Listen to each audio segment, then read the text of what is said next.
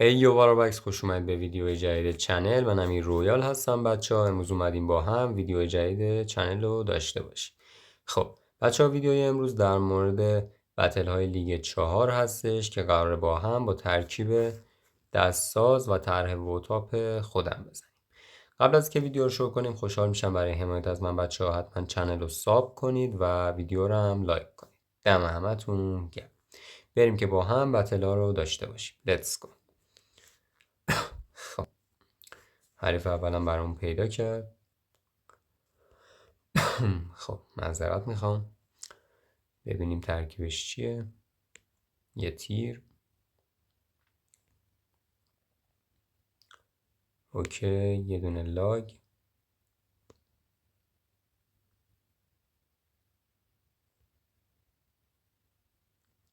خب یه کوره از عقب. آرچر. نمیدونم ترکیبش چیه. ببینیم ترکیبش چی میتونه باشه.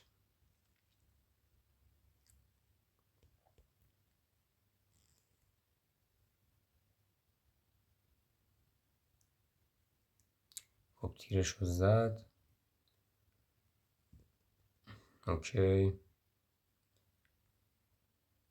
بربر.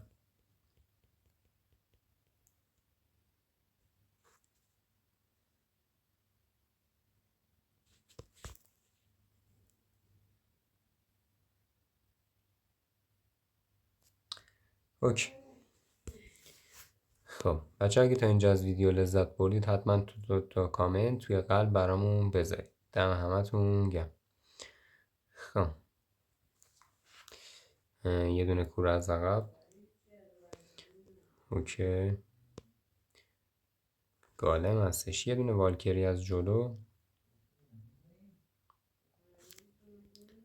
یه والکری از جلو. خب خوبه. بربر احتمالا بندازه الان. مینیونش رو با یه تیر میزنیم. خیلی سریع باید دفاع رو جمع کنیم وگرنه کارمون سخت میشه. خب خوبه. انصافا دفاع قشنگی کردیم.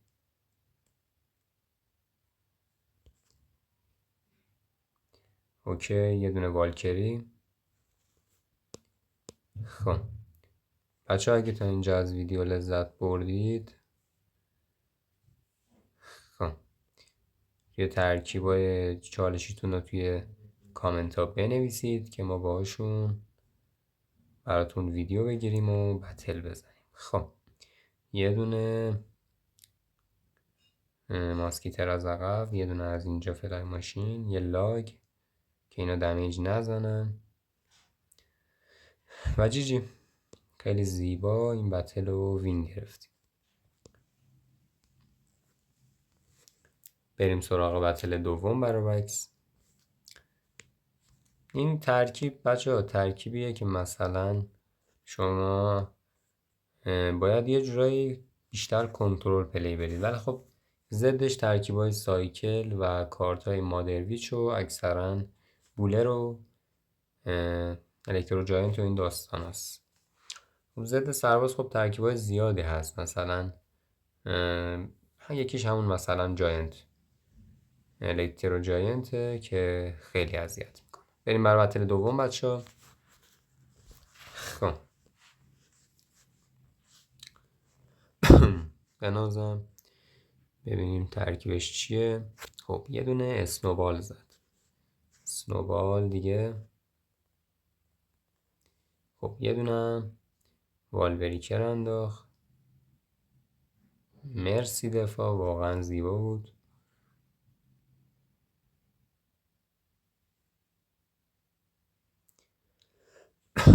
البته برای دفاع مثلا والبریکر میشد فورنیس رو از یکم بالاتر هم بندازی ایرادی نداره.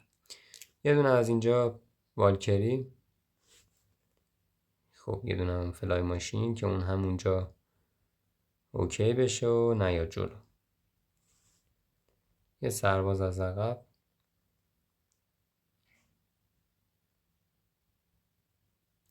ایول واقعا فلای ماشین کارمون رو راحت کرد.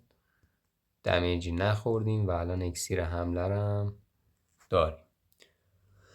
خب ماجیک آرچرشو که از اون ور انداخت کلا هیچی. احساس میکنم ترکیبش تورنادو هم داره، فکر کنم.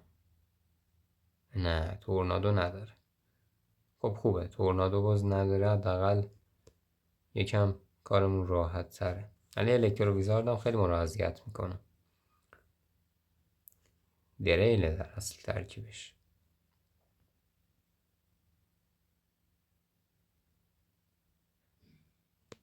اوکی.